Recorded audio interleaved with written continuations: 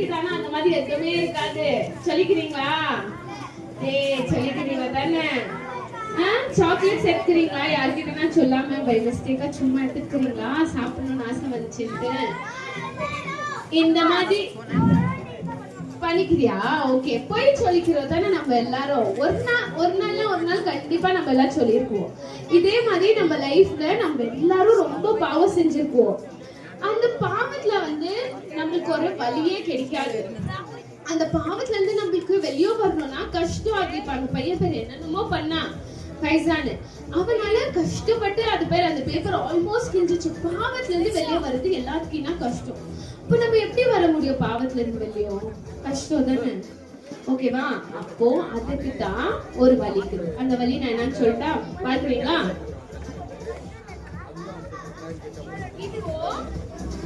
ஒருத்தர் இருந்தாரா, அவர் என்ன பண்ணாரா, நம்மளுக்காக இந்த உலகத்துக்கு வந்தாரா.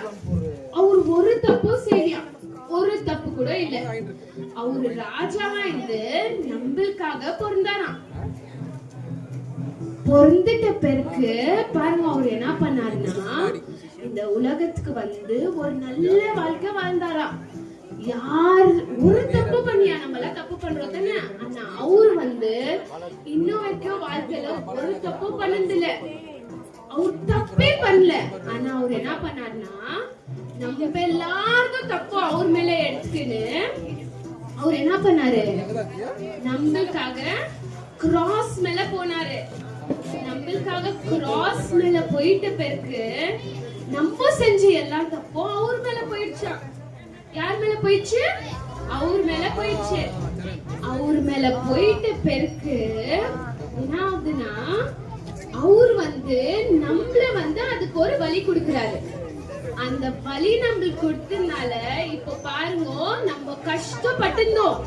எப்படிடா இந்த கஷ்டத்தை விட்டு வெளியே வரலான்னு யோசிக்கும் போது ஏசப்பா என்ன பண்றாரு, நம்ம பாவத்தெல்லாம் அவர் எடுத்துக்கின்னு நீங்க பாருங்க, அவர் நம்மளுக்கு ஒரு வழி செஞ்சுறாரு. என்ன பண்றாருன்னா, அந்த வழி அவர் நம்மளுக்காக செஞ்சதுனால இப்போ அவர் என்ன பண்றாருன்னா, நம்ம அவர்னால எந்த பாவமே செய்யாத அவர்னால நம்ம ஃப்ரீயா எங்க போலாம், போலாம். நீங்கலாம் ஆசைப்படுறீங்களா?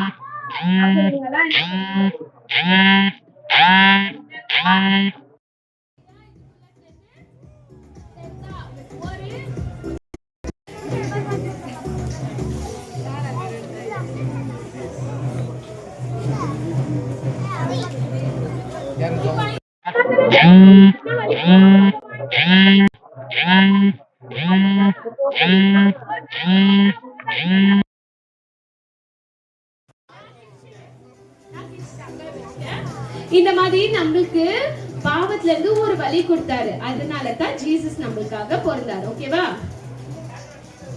ஓகே, எவ்வளவு பேர் என்ஜாய் பண்ணிட்டு இருக்கீங்க? போர் அடிக்குதா இல்ல என்ஜாய் பண்ணிக்கிறீங்களா?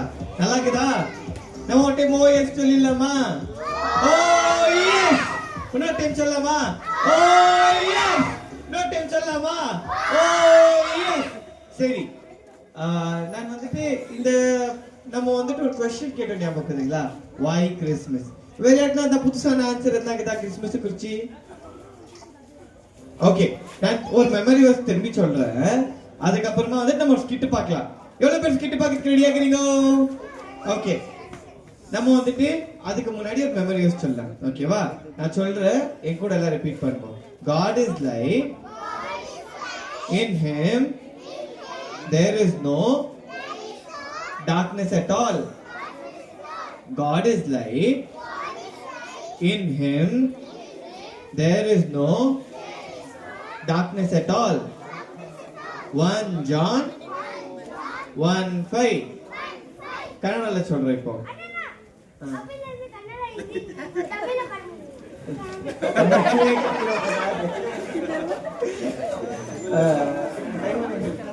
தமிழ்ல சொல்லி கொடுக்குறீங்களா? வாங்க. இயேசு ஒளியாய் இருக்கிறார். இயேசு ஒளியாய் இருக்கிறார்.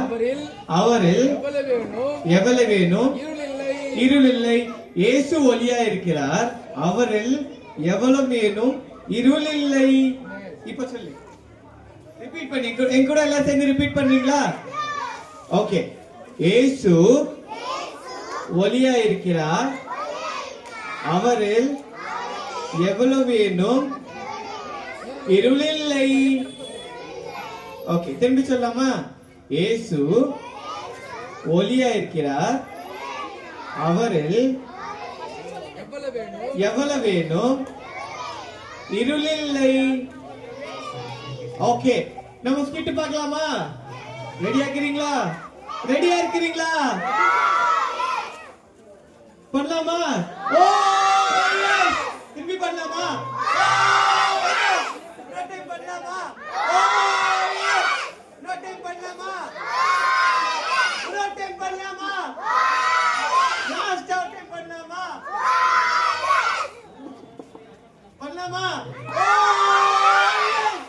ஓகே, ஸ்கிட் டீம் வெல்கம் பண்ணலாமா? கை தட்டி.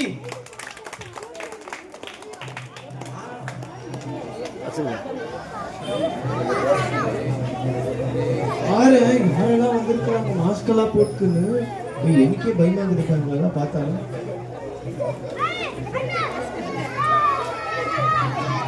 அங்க பாரு,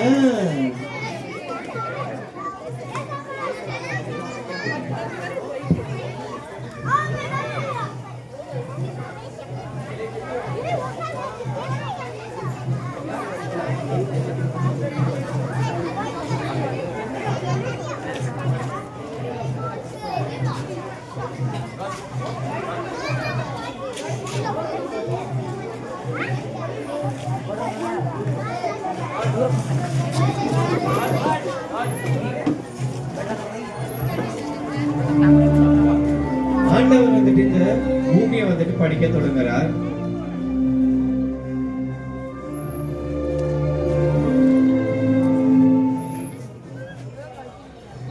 எல்லாவற்றையும் படிக்கிறார். செடி, மரம், நம்ம பார்க்கிற எல்லாவற்றையும் தேவன் தான் படைத்தார். அவர் மனுஷனும் படிக்கிறார். அவருடைய எல்லா படைப்பும் வந்துட்டு மனுஷனுக்கு காமிக்கிறார். அவன் தான் அதுக்கு மேல ஆளுங்கை செய்யணும்னு சொல்றாரு. ஆனா மனுஷனுடைய இருதயம் தேவன் விட்டு மெதுமெதுவா தூரம் போகுது. மெதுமெதுவா தூரம் போகுது.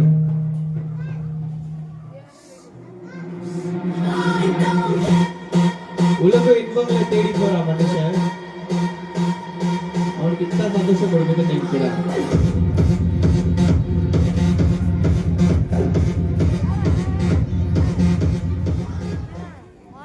உலகத்துல அன்பை தேடி போறான் மனுஷன். அவனுக்கு அன்பு கிடைக்குமான்னு சொல்லிட்டு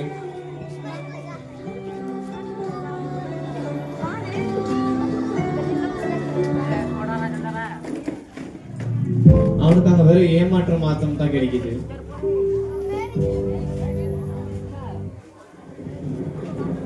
அவன் மனசோர்வுல போயிட்டு போதை பழக்கத்துக்கு அடிமையா வரான். எல்லா விதமான போதை வஸ்துக்களையும் உபயோகப்படுத்துறான்.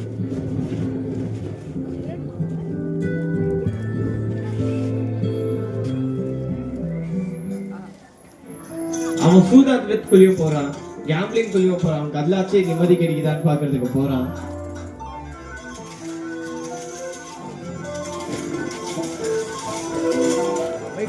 அவனுக்கு அங்கேயும் நிம்மதி கிடைக்கும். கடைசியில் அடித்தடிக்குள்ள போயிடுறான். அவன் வாழ்க்கையே வந்துட்டு கஷ்டத்துல போயிடுது.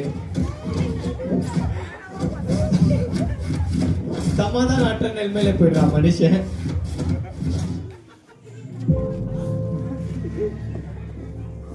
அவன் மன சோர்வுக்குள்ளாக போயிடுறான். அவனுக்கு நிம்மதியே இல்லை.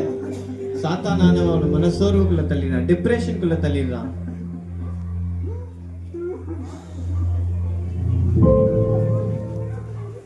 சாத்தானுக்கு வந்துட்டு இதை குறிச்சு சந்தோஷம் மனுஷன் அடிமைப்படுத்திட்டோம், தேவன் கிட்ட பிரிச்சுட்டோம் சொல்லிட்டு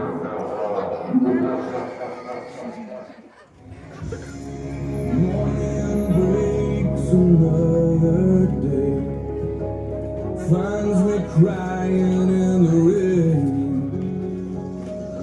All alone. சாத்தானானவன் அவனோட கூட்டத்தோட வந்துட்டு மனுஷன் வந்துட்டு தொல்லை பண்றான், அவனுக்கு கஷ்டத்தை கொடுக்கறான்.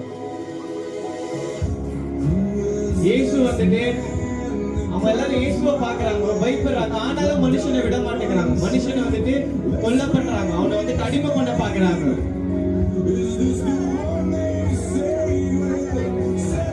மனுஷன் எவ்வளவு முயற்சி பண்றா பாருங்க, அவனால வெளியே வர முடியல. ஆனா இயேசு அவனை விடுதலை பண்ண தொடங்கிட்டார்.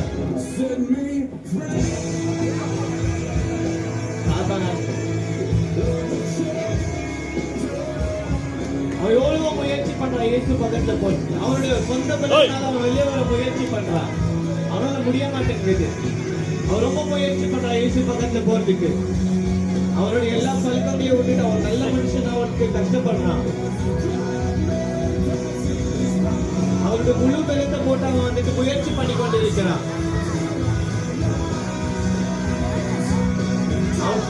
அவன் எவ்வளவு கஷ்டப்படுறான் பாருங்க. அவனால வெளியே வர முடியல. ஆனா தேவன் அவனை விடுதலை பண்ணிட்டார். ஆனாலும் சாத்தானானவன் அவனுடைய ஆத்மாக்காக போராடி கொண்டு இருக்கிறான். அவன் எவ்வளவு போராடினாலும் அவனால வெளியே வர முடியல. தேவனானவர் அவனுக்காக போராடி கொண்டு இருக்கிறார். தேவன் சாத்தானை தோற்கடிச்சிட்டார், அவனை விடுதலை செஞ்சிட்டார்.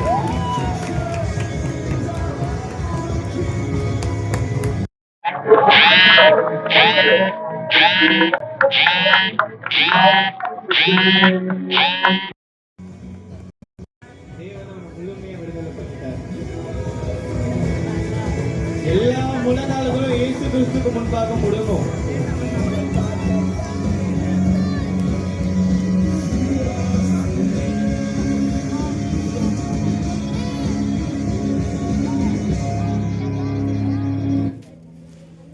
ஓகே,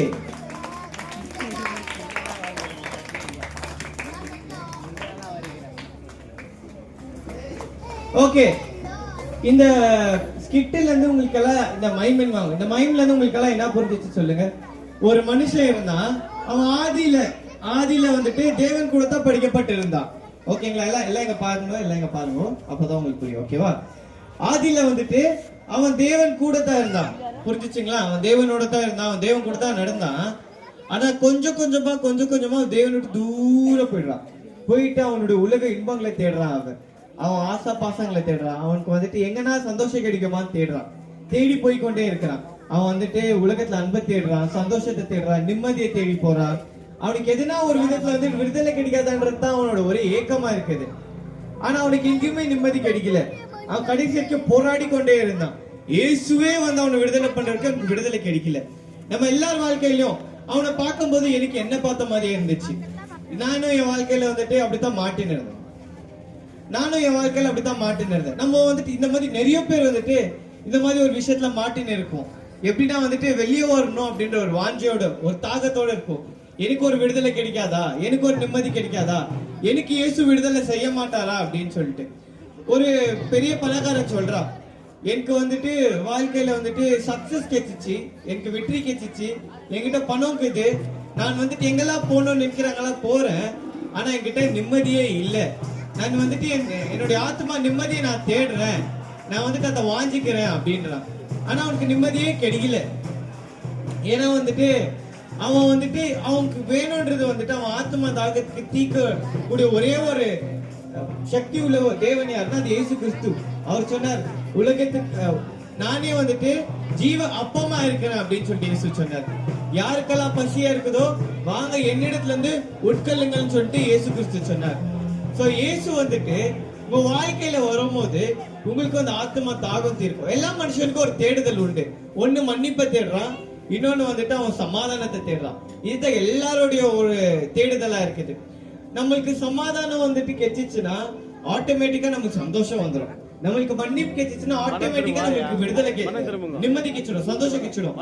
சோ இயேசு ஒரே ஒருத்தர் தான் சொன்னாரு, இந்த உலகத்துல வந்துட்டு நானும் உன்னை மன்னிக்க முடியும்னு சொல்லிட்டு, என்னை விசுவாசி, நான் உன்னுடைய பாவங்கள் எல்லாத்தையும் ஏன் மேல ஏத்துக்கின்னு உனக்கு ஜீவனை கொடுக்குறேன், உனக்கு மன்னிப்பு கொடுக்குறேன்னு சொல்லிட்டு. வேற யாருமே வந்து இதை சொல்ல. எல்லாரும் வந்தாங்க, அவங்களோட கொள்கையை பரப்புறாங்க, அவங்களுக்காக ஒரு கூட்டம் ஆரம்பிக்குது, அது ஒன்றும் ஓடின்னு இருக்குது. ஆனா இது இயேசு மட்டும் வித்தியாசமா இருந்தார். அவர் உலகத்துல இருக்கிற எல்லா ஜனங்களுக்காகவும் மறிக்கிறேனாரு, உன் பாவத்தை நான் ஏத்துக்கிறேனாரு, என்னை விசுவாசிக்கிறவர்கள் மறித்தும் உயிர் வாழ்வார்கள் என்று சொன்னார். இவரை குறிச்சு இவர் வந்துட்டு ஒரு வித்தியாசமானவரா இருந்தார். இவர் வந்துட்டு என்ன பண்ணதுக்கு இந்த பூமியில வந்தாருன்னா, நம்ம கிறிஸ்துமஸ் கொண்டாடுறோம் எல்லாரும், ஆனா இயேசு என்னத்துக்காக இந்த பூமியில வந்தாருன்னா, இப்போ நான் உங்களுக்கு வந்துட்டு ஒரு உதாரணம் காமிக்கிறேன் பாருங்க. இப்போ இந்த கை தான் வந்துட்டு நம்மளோட வாழ்க்கை அப்படின்னு சொல்லி எடுத்துக்கோங்க. இந்த கை வந்துட்டு நம்மளோட லைஃப், ஓகேவா? இந்த போன் வந்துட்டு நம்மளோட பாவம்னு வச்சுக்கலாம், ஓகேங்களா? இந்த போன் வந்துட்டு நம்மளோட கை மேல வரும்போது நம்மளுக்கும் தேவனுக்கும் இருக்கிற தொடர்பு வந்து துண்டிக்கப்படுது, அறுக்கப்படுது. நம்மளுக்கு அவருக்கு எந்த கனெக்ஷன் இருக்கிறது இல்ல. இந்த கையில இதுதான் இயேசுன்னு எடுத்துக்கோங்க. இயேசு வந்துட்டு எந்த பாவமும் அறியாத ஒருத்தரா இருந்தாரு.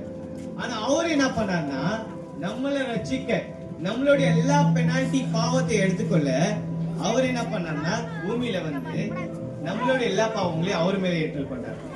இயேசு வந்துட்டு இதற்கு இந்த பாவம் அறியல, அவருக்கும் தேவனுக்கும் தொடர்பு எப்பவுமே இருந்துச்சு. ஆனா நம்மனால நம்ம பாவங்களை அவர் மேல ஏற்றுக்கொண்டு தேவனுக்கும் நமக்கும் சமாதானம் உருவாக்குறார், நம்மளுக்கும் தேவனுக்கும் கனெக்ஷன் உருவாக்குறார். நம்ம வந்துட்டு இயேசு அப்படின்னு நம்ம ஏதோ ஒரு மத தலைவரை நினைக்கிறது வேணா, இல்ல ஏதோ மதத்தை தொடங்க வந்தவர் நினைக்கிறது வேணா. இயேசு ஒரு வித்தியாசமான ஒரு மனுஷனா இருந்தார். அவர் வரும்போது வந்துட்டு எல்லாருக்கும் வந்துட்டு அன்பு கூர்ந்தார். அவரை போல அன்பு கூர்ந்தவங்க யாருமே இல்லைன்னு சொல்லிட்டு அவரை விசுவாசிக்காதவங்களே சொல்றாங்க. இது ஏதோ ஒரு கட்டுக்கதை இல்லை. ஏன்னா வந்துட்டு நிறைய செக்யூலர் அப்படின்னா நார்மலா கிறிஸ்டியன் இல்லாத ஹிஸ்டாரியன்ஸும் கூட இவரை பத்தி எழுதி இருக்கிறாங்க. அங்க ஒரு ரட்சகர் பிறந்தார், அங்க ஒரு தேவன் இருந்தார் அப்படின்னு சொல்லிட்டு. சோ இவர் வந்துட்டு ஒரு வித்தியாசமான ஒரு தேவனா இந்த பூமியில வந்தார். ஏன் வந்தார்னா, மனுஷர்கள் எல்லாரும் வந்துட்டு நம்ம பார்த்த மாதிரி ஸ்கிட்ல பார்த்த மாதிரி பாவத்துக்கு அடிமையா இருந்தாங்க, அந்த பிடியில இருந்தாங்க. அவங்களுக்கு எல்லாருக்கும் விடுதலை கொடுக்கறதுக்காக இயேசு வந்தார். நம்ம எல்லாருக்கும் தெரியும், நம்ம ஏதோ ஒரு பிடியில மாட்டிக்கொண்டு இருக்கிறோம், ஏதோ ஒரு கஷ்டத்துல இருக்கிறோம்னு சொல்லிட்டு. எல்லாருக்கும் ஒண்ணு தெரியும், நம்ம வாய் ஓபன் பண்ணி உணர்த்துக்கிட்ட சொல்லனாலும் நம்மளுக்கு ஒரு பாவ மன்னிப்பு வேணும், நம்மளுக்கு ஒரு விடுதலை வேணும், நம்மளுக்கும் தேவனுக்கும் ஒரு நல்ல உறவு வேணும்னு சொல்லிட்டு. அதற்காகத்தான் இயேசு இந்த பூமிக்கு வந்தார், நம்ம எல்லாருக்கும் விடுதலை கொடுக்கறதுக்கு. ஒரு வசனம் சொல்லுது, என்னை விசுவாசிக்கிறவர்கள் தேவனுடைய புத்திரர்கள் அவர் சுதந்திரம் கொடுத்திருக்கிறேன்னு சொல்லிட்டு. அவர் விசுவாசிக்கிறவர்கள் தேவனுடைய புத்திரர் அவருக்கு சுதந்திரம் இருக்குது. அதுக்கப்புறமா அவர் விடுதலை ஆக்கினால் மையாகவே நீங்க விடுதலை ஆவீங்கன்னு சொல்லி இருக்கிறார். யாரெல்லாம் அவரை விசுவாசிக்க தயாரா இருக்கிறீங்க இன்னைக்கு?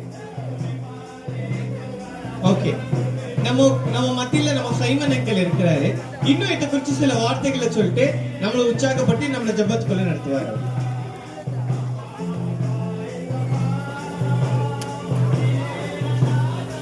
ஹalleluya, எல்லாம் ஹalleluya சொல்லுங்களேன். ஹalleluya, praise the Lord. அருமையான தேவ மக்களே, இயேசு கிறிஸ்து நாமத்திலே